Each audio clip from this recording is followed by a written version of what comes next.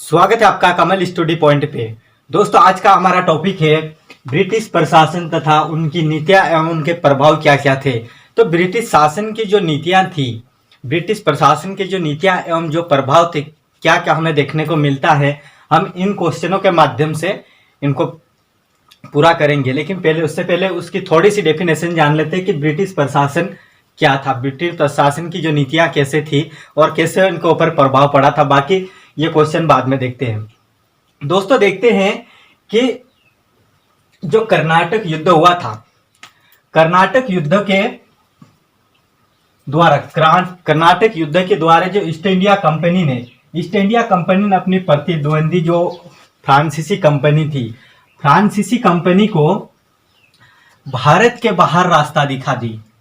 क्या हुआ था कि जो कर्नाटक युद्ध हुआ था, हमने देखा था कर्नाटक का प्रथम, दूसरा और तीसरा तृतीय जब युद्ध हुआ था, तो इस युद्ध के बाद जो ईस्ट इंडिया कंपनी थी, तो फ्रांसीसी कंपनी को भारत के बाहर रास्ता दिखाई थी। भारत के बाहर रास्ता दिखाने का मतलब ये है कि इस फ्रांसीसी कंपनी को ईस्ट इंडिया कंपनी ने भारत से बाहर कर दिया। उसके बाद में क्या हुआ, जब प्लासी का युद्ध हुआ था, प्लासी का युद्ध, और अभी पिछले वीडियो में हमने देखा था बक्सर के युद्ध के बारे में पढ़ा था। तो बक्सर के युद्ध के द्वारा जो बंगाल, बिहार, उड़ीसा और अवध, इन सभी क्षेत्रों को अपने अधिकार क्षेत्र में ले ली। कौन सी? ब्रिटिश कंपनी ने। ये सभी कंपनियों को इस दोनों युद्धों के द्वारा सभी क्षेत्र जो थे, बंगाल, बिहार, उड़ीसा और अवध, इनको अपने अधिकार क्षेत्र में ले लिया। उसके बाद में क्या हुआ, जो मुगल सम्राट थे, मुगल सम्राट का जो अपना एक दबदबा स्थापित कर लिया। और क्या हुआ, इलाहाबाद की संधि हुई थी। इलाहाबाद की संधि में, जब इलाहाबाद की संधि हुई थी, अपने पिछले वीडियो में देखा था कि बंगाल, बिहार, उड़ीसा में दीवानी अधिकार इनको मिला था। इलाहाबाद की संधि करवा के, मुगल सम्राटों को इलाहाबाद की संधि करवा के बंगाल, बिहार, उड़ीसा का जो दीवानी अधिकार अंग्रेजों को मिल गया था। उसके बाद में क्या हुआ था, जब इनका व्यापार था, व्यापारी से प्रशासक बन गए ये लोग। पहले तो व्यापारी थे, व्यापारी से ये लोग यहाँ पर दीवानी अधिकार भी पा लिया, और दीवानी अधिकार पाने के बाद ये व्यापारी थे, व्यापारी से प्रशासक भी बन गए थे। प्रशासक बनने के बाद में इन्होंने क्या करा कि दक्षिण भारत में मैसूर के साथ सभी को अपने अधिकार क्षेत्र में ले लिया। दक्षिण भारत में मैसूर के साथ साथ सभी क्षेत्रों को अपने अधिकार क्षेत्र में ले लिया था। उसके बाद में क्या हुआ, दूसरी तरफ उत्तर भारत था। उत्तर भारत के ऊपर इन्होंने नजर डाला, तो उत्तर भारत में मराठा लोग थे। तो वहां पर भी इन्होंने हस्तक्षेप करा और मराठाओं के अंदर घुस के मराठाओं से युद्ध करके उनको पराजित कर दिया। और पराजित करने के बाद संपूर्ण उत्तर भारत पर अपना झंडा लहरा दिया, और अपने संपूर्ण भारत के जो जितने भी संपूर्ण मराठा थे, संपूर्ण उत्तर भारत के जो मराठा थे, उन मराठाओं को अपने झंडे के नीचे लाकर खड़ा कर दिया। और ये बात किसने कहा था, आपको पता है, ईस्ट इंडिया कंपनी का जो गवर्नर जनरल हुआ करता था, लॉर्ड वेलेजली ने कहा था कि अपने झंडे के नीचे लाके खड़ा कर दूंगा। तो उन्होंने संपूर्ण उत्तर भारत को अपने झंडे के नीचे लाके खड़ा कर दिया। फिर क्या हुआ, जिन राज्यों की जो कंपनियां हुआ करती थी, जिन राज्यों में जो कंपनी हुआ करती थी, उनको कंपनी के द्वारा अपने अधिकार क्षेत्र में भी ले लिया गया। उसके बाद में क्या हुआ था, इन कंपनी ने ये कंपनी अपने जिन राज्यों को कंपनी के द्वारा अपने अधिकार क्षेत्र में ले लिया, और जो कंपनी जो नहीं लिया गया था, जो क्षेत्र नहीं लिया गया था, उनके साथ संधि करके अपने वर्चस्व के अंदर भी ले लिया था। उनके साथ संधि करी, अगर युद्ध के द्वारा अगर कंपनी के अंदर अधिकार क्षेत्र में नहीं आ रहा है, तो उनके साथ संधि कर लेंगे और संधि के द्वारा वो अपने अधिकार क्षेत्र में ले लेंगे। उसके बाद में क्या हुआ, 1857 तक संपूर्ण भारत, 1857 तक संपूर्ण भारत प्रत्यक्ष व अप्रत्यक्ष रूप से अंग्रेजों के अधिकार में आ गया। अब देख रहे हैं, 1600 से जब ब्रिटिश भारत के अंदर प्रवेश करे थे और अपनी कोठी की स्थापना करी, तब से ये लोग संपूर्ण भारत के ऊपर अपना अधिकार पाना चाहते थे। तो 1600 से लगाकर अभी देखो 1757 से तो चल ही रहा था, अभी कंटिन्यू इनका युद्ध चल रहा था। अब 1857 तक संपूर्ण भारत को प्रत्यक्ष और अप्रत्यक्ष रूप से अपने अधिकार क्षेत्र में अंग्रेजों ने ले लिया था। इसके बाद में क्या हुआ, ये व्यापारी लाभ कमाने वाली कंपनी थी। लाभ कमाने वाली एक व्यापारिक कंपनी भारत की राजनीतिक स्थिति तथा भारत की जो राजनीतिक स्थिति थी उनका लाभ उठाकर सत्ता पा ली थी। हुआ क्या था कि लाभ कमाने वाली जो व्यापारिक कंपनी थी ना, इन्होंने व्यापारिक कंपनी को भारत की राजनीतिक स्थिति का लाभ उठाया और भारत की राजनीतिक स्थिति का लाभ उठाकर उन्होंने अपने वहां पर भी अपने सत्ता की स्थापना कर दी। उसके बाद में क्या हुआ, सत्ता प्राप्त करने वाली इस कंपनी ने इस कंपनी का जो मूल चरित्र था, सत्ता प्राप्त करने वाली इस कंपनी का मूल चरित्र जो था व्यापार और लालच ने ही इसको संपूर्ण भारत के अंदर अपनी सत्ता स्थापित करने में मौका दे दिया। और ये अपनी लालच के अनुसार व्यापारी बन के तो आए थे, लेकिन यही प्रशासक बन गए और यही इनकी लालच की वजह से संपूर्ण भारत को जीतकर अपने अधिकार क्षेत्र में ले लिया। ये लोग कभी भी अपनी आदतों को नहीं छोड़ने के लिए तैयार थे, क्योंकि ये एक लालच के अनुसार, एक व्यापार के अनुसार लालच किया और लालच के अनुसार भारत में जो कुछ भी मिल रहा है सभी को पाया, सभी क्षेत्रों को पाया और अपनी आदतों को न छोड़ने के लिए तैयार हुए थे। और जिसका परिणाम किसको मिला था, इनकी आदत इतनी बुरी थी कि कभी भी अपनी लालच के अनुसार चाहे भारतीय जनता के साथ कुछ भी हो जाए, भारतीय जनता के साथ कुछ भी हो जाए, लेकिन अपनी आदतों को नहीं छोड़ना, यही इनका उद्देश्य था। और जिनका नुकसान किसको भरना पड़ा था, भारतीय जनता को भरना पड़ा था। और कंपनी के जो कर्मचारी थे, कंपनी के कर्मचारियों में भारतीय व्यापारिक किसानों को बहुत, किसान, दस्तकारों, राजा और महाराजा आदि सभी को लौट डाला। किसने? अंग्रेजों ने। और ये कंपनी अपने संपूर्ण भारत के ऊपर अधिकार कर लिया और संपूर्ण भारत के ऊपर अधिकार करने के बाद ये लोग और आगे बढ़ते हैं। लेकिन इससे पहले हम देखते हैं कुछ क्वेश्चनों को, देख लेते हैं कि जो क्वेश्चन आते हैं किस तरह के क्वेश्चन पूछे जाएंगे। तो क्वेश्चन इनका यही है कि दोहरा प्रशासन प्रबंध में से क्या आशय, कि दोहरा प्रशासन प्रबंध से आशय क्या है ये दोहरा शासन क्या है, उससे प्रबंध का आशय क्या है। तो इसके बाद में रेगुलेटिंग एक्ट एवं फिट्स इंडिया एक्ट के प्रमुख प्रावधान कौन कौन से हैं, इनको देखेंगे। इसके बाद में स्थायी बंदोबस्त क्या है, इसको देखेंगे।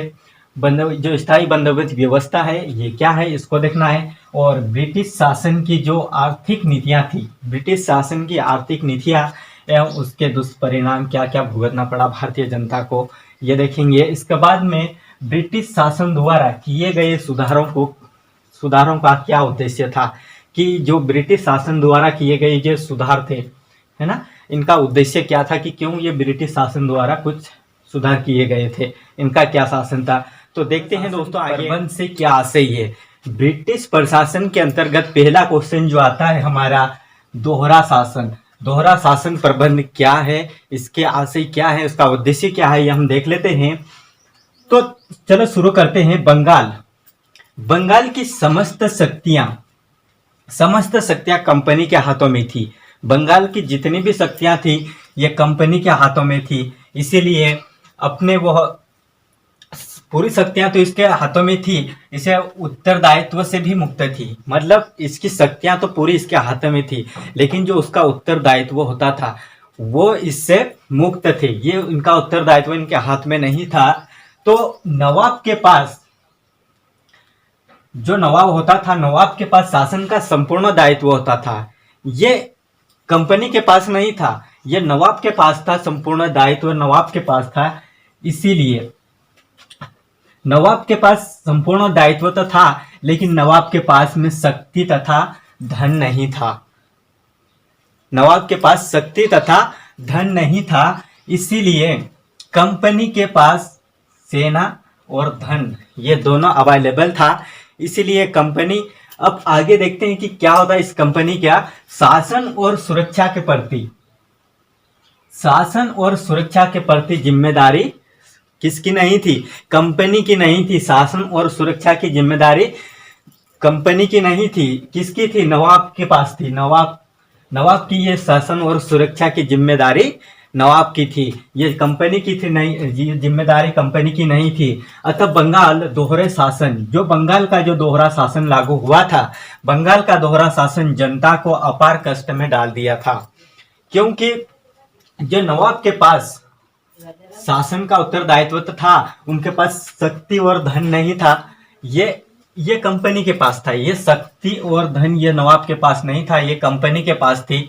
इसीलिए शासन और सुरक्षा के प्रति इनकी कोई जिम्मेदारी नहीं थी। इसीलिए जो बंगाल का दोहरा शासन लागू हुआ था, ये जनता को अपार कष्ट में डाल दिया था। उसके बाद में क्या हुआ, द्वैध शासन जो था ना, द्वैध शासन बंगाल की जो दोहरा शासन था, बंगाल की कृषि और उद्योग तथा व्यापार सभी को नष्ट कर दिया था। कहा जाता है कि जो साधारण जनता थी, दरिद्रता और कंपनी के अत्याचारों से बहुत पीड़ित हो गई थी। जो साधारण जनता थी ना, ये जनता दरिद्रता और कंपनी के अत्याचारों से बहुत पीड़ित हो गई थी। ऐसी स्थिति में क्या करना पड़ा कि बंगाल में हाहाकार मचने लग गया था इसके नाम से, क्योंकि जनता के ऊपर बहुत अत्याचार हो रहा था। इसी स्थिति में हाहाकार मच गया, तो इसके वजह से 1772 में वारेन हेस्टिंग बंगाल का गवर्नर नियुक्त किया गया था। वारेन हेस्टिंग को 1772 में बंगाल का गवर्नर नियुक्त करके दोहरे शासन में, जो 1772 में उसको दोहरे शासन को समाप्त कर दिया। और उसके बाद में क्या हुआ, जो निजामत था, निजामत तथा दीवानी अधिकार जो था ना, उससे प्रत्यक्ष रूप से वारेन हेस्टिंग अपने हाथ में कर लेता है। जो निजामत तथा दीवानी अधिकार जो मिल रहा था ना, जो सहायक संधि के अनुसार कंपनी को जो दीवानी अधिकार मिला था और जो निजामत था, वो प्रत्यक्ष रूप से वारेन हेस्टिंग्स के हाथ में आ गई। और उसके बाद में जो बंगाल तथा नवाब पूरी तरह से पेंशन बना दिया गया है। बंगाल में जो नवाब थे, नवाबी लोग जो हुआ करते थे, उसको पूरी तरह से आप नवाब नहीं, ये पेंशन के रूप में एक बन गया था, उसे नवाब की नहीं। ऐसी स्थिति में रेगुलेटिंग एक्ट पारित हो गया। रेगुलेटिंग एक्ट क्या है, रेगुलेटिंग एक्ट 1773 में लागू होता है। रेगुलेटिंग एक्ट 1773 में लागू होता है। ये ईस्ट इंडिया कंपनी की एक स्वतंत्र संस्था थी। ईस्ट इंडिया कंपनी जो थी 1773 में लागू हुई, ये ईस्ट इंडिया कंपनी की एक स्वतंत्र संस्था थी, इसके ऊपर कोई हस्तक्षेप नहीं कर सकता था। इसीलिए कंपनी के जो कार्य थे, कंपनी के कार्य तथा संपूर्ण प्रबंध संचालन समिति द्वारा पारित किया करते थे। जो संपूर्ण संचालन समिति जो हुआ करती थी, जिसको कोर्ट ऑफ डायरेक्टर बोलते हैं, यही इनके संपूर्ण कार्य का प्रबंध करती थी। जो जितनी भी इस कंपनी का कार्य होते थे, उनका संचालन कौन करते थे, ये उसका संपूर्ण प्रबंध कौन करता था उस कंपनी के, ये संचालन समिति, जिसको कोर्ट ऑफ डायरेक्टर बोला जाता है। तथा उसके बाद में कंपनी के कर्मचारी को नियुक्त करना तथा व्यापारिक नीति निर्धारण करना एवं सेनाओं की व्यवस्था करना और विदेशी नीति का निर्धारण करना, ये उनका एक उद्देश्य बन गया था। तथा परंतु इसका उद्देश्य क्या था, कोर्ट ऑफ डायरेक्टर यानी कि रेगुलेटिंग एक्ट का उद्देश्य यही था कि कंपनी के कर्मचारी जो थे उनको नियुक्त करना तथा व्यापारिक नीति निर्धारण करना, सेनाओं की व्यवस्था एवं विदेशी नीति का निर्धारण करना, यह उनका उद्देश्य था। सन 1757 के बाद इनका 1757 के बाद क्या हुआ कि इनका मूल जो चरित्र था वो बदल गया। एक व्यापारिक कंपनी व्यापारिक ना होकर ये प्रशासनिक कंपनी बन गई थी। क्या हुआ था, इनका मूल चरित्र जब 1757 में बदला तो इनका व्यापारिक कंपनी ना होकर ये एक प्रशासनिक कंपनी बन जाती है। और प्रशासनिक कंपनी ब्रिटिश शासन को लगने लग गया कि अब भारत में कंपनी की गतिविधियों पर नियंत्रण रखना चाहिए, कि जो कंपनी हम चला रहे हैं उनके ऊपर नियंत्रण कैसे किया जाए। तो एक कंपनी के ऊपर नियंत्रण रखा जाना बहुत आवश्यक हो गया था। इसीलिए क्या करा, ब्रिटिश शासन ने 1773 में रेगुलेटिंग एक्ट पारित कर दिया था कि कंपनी के ऊपर कुछ नियंत्रण रखा जाए, इसीलिए एक रेगुलेटिंग एक्ट पारित किया 1773 में। उसके प्रमुख दो उद्देश्य भी थे। प्रमुख उद्देश्य यही थे कि कंपनी के संगठन के दोषों को दूर करना, कि कंपनी के जो संगठन है, कंपनी के संगठन के जो दोष है उनको दूर करना, और भारत में कंपनी के शासन के दोषों का निराकरण किया जाए, कि इन दोषों का निराकरण या कि इन दोषों से कैसे निपटा जाए, तो उनका निराकरण करना यह उनका उद्देश्य था। इन सभी बातों पर विचार करने के बाद जो ब्रिटिश सांसद थे, ब्रिटिश संसद कंपनी के ऊपर अंकुश लगाने के लिए सन 1773 में रेगुलेटिंग एक्ट पारित कर दिया था, और इसे 1774 में लागू भी कर दिया रेगुलेटिंग एक्ट को। तो 1773 में रेगुलेटिंग एक्ट 1773 में रेगुलेटिंग एक्ट निकला और 1774 में इसे लागू भी कर दिया था। उसके बाद में इसके कुछ निम्न प्रावधान थे। अब ये प्रावधान क्या क्या थे, इन प्रावधान के ऊपर थोड़ी सी चर्चा करते हैं। तो यहाँ पर नया प्रशासनिक ढांचा खड़ा करना है। इनका पहला उद्देश्य था कि इनका पहला प्रावधान था कि नया प्रशासनिक ढांचा तैयार करना, और उसमें जो अभी तक क्या होता था कि बंगाल और मद्रास जो था, बंगाल, मद्रास और जो मुंबई के जो प्रेसिडेंट्स थे, ये स्वतंत्र रूप से काम कर रहे थे। अब इनके ऊपर कुछ प्रावधान लगाए गए कि इस अधिकार के तहत, इस अधिकार के नियम के अनुसार उनकी स्वतंत्रता को समाप्त कर दे। जब इनके ऊपर कुछ नया ढांचा लगा तो रेगुलेटिंग एक्ट के तहत इन प्रेसिडेंसियों को, जो स्वतंत्र रूप से काम कर रहे थे, उनके स्वतंत्र रूप से उनकी स्वतंत्रता समाप्त कर दें। अब ये रेगुलेटिंग एक्ट के तहत ही काम करेंगे। इसके बाद में जो बंगाल का गवर्नर था, बंगाल का गवर्नर बम्बई मद्रास का भी गवर्नर जनरल बन गया। जो बंगाल का गवर्नर हुआ करता था, बंगाल का गवर्नर कौन था? आप देख रहे हैं कि बंगाल का गवर्नर, आप थोड़े पीछे रिवाजन में जाते हैं कि रेगुलेटिंग एक्ट पारित करने वाला और यहाँ पर जो गवर्नर हुआ करता था वारेन हेस्टिंग्स बंगाल का गवर्नर हुआ करता था। तो ये बम्बई मद्रास का भी गवर्नर जनरल बन गया। पहले गवर्नर था, अब बंगाल का गवर्नर जनरल बन गया। और बम्बई गवर्नर जनरल जो हुआ करते थे, उसके 4 सदस्य भी हुआ करते थे, 4 सदस्य मंडल हुआ करते थे, जिसको काउंसिल बोला जाता है। तो 4 सदस्य मंडल बनाए गए और इसे सैनिक तथा असैनिक का स्वामी भी बना दिए। सैनिक और असैनिक के दोनों के स्वामी बना दिया गया वारेन हेस्टिंग्स को। इसी अधिकार के द्वारा कलकत्ता में क्या हुआ कि रेगुलेटिंग एक्ट के तहत कलकत्ता में सर्वोच्च न्यायालय की स्थापना भी कर दिए गए। और तो इसमें जो सर्वोच्च न्यायालय के कलकत्ता में स्थापना की गई, ये रेगुलेटिंग एक्ट के तहत ही की गई थी। इसके बाद में क्या हुआ, पिट्स इंडिया एक्ट लागू हुआ। इसके बाद में जब सर्वोच्च न्यायालय की स्थापना हुई, इसके बाद में पिट्स इंडिया एक्ट, और पिट्स इंडिया एक्ट का नाम क्यों पड़ा था, थोड़ा सा मैं आपको डेफिनेशन में बता देता हूँ कि जो भारत के कंपनी के मामले में भारत में जो प्रशासनिक पर ब्रिटिश प्रधानमंत्री हुआ करता था, ब्रिटिश का जो प्रधानमंत्री था जिसका नाम था विलियम पिट्स ने ही इस पिट्स इंडिया एक्ट को लागू किया, इसीलिए उसका नाम पिट्स इंडिया एक्ट पड़ा। और ये 1774 में हुआ था। 1774 में जो रेगुलेटिंग एक्ट के जो दोष चल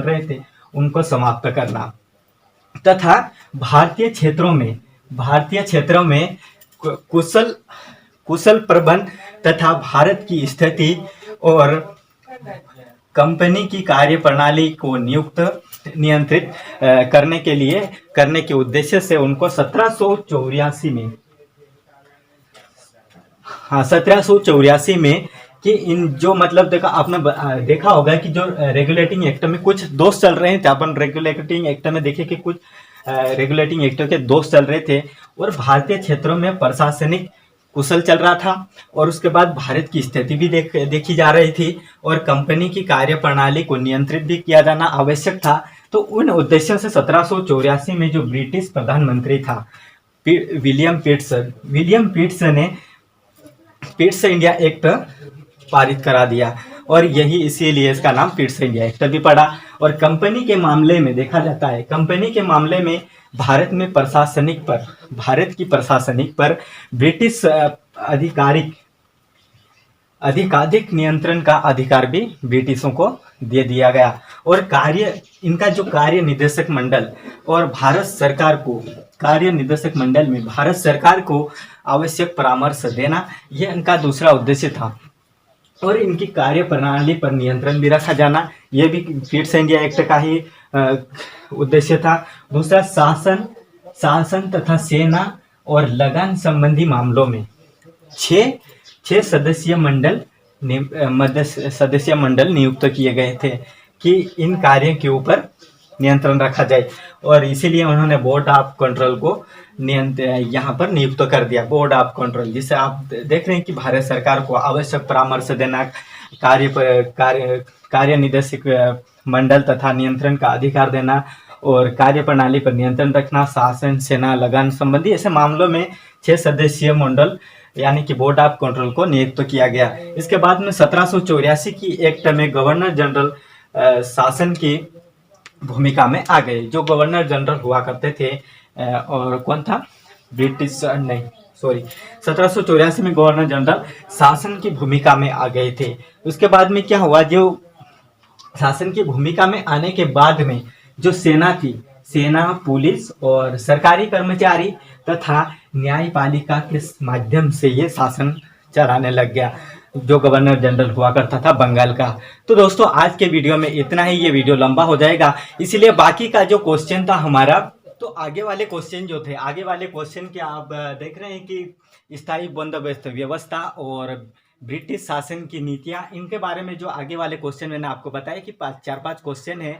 उन क्वेश्चनों को आगे वाले वीडियो में हम करते हैं कि पूरे जो बाकी क्वेश्चन है, 3 क्वेश्चन बाकी है, उन तीनों क्वेश्चनों को आगे वाले वीडियो में हम दिखा देंगे। और मेरे चैनल को आप अगर नए हो तो मेरे चैनल को सब्सक्राइब करना ना भूलें और साथ में जो बेल आइकन है, बेल आइकन को दबा दीजिए। और मेरा उत्साह बढ़ाने के लिए मेरे चैनल को लाइक कर दिया, मेरे वीडियो को लाइक कर दिया करना कि मेरे वीडियो कैसे आ रहे हैं और आपको किस तरह की वीडियो है, और मेरी जो कमियां हैं वो कमियां आप कमेंट्स के माध्यम से मुझे बता सकते हो। तो थैंक यू दोस्तों, मेरे वीडियो को देखने के लिए, आगे देखने के लिए आप तैयार रहिए।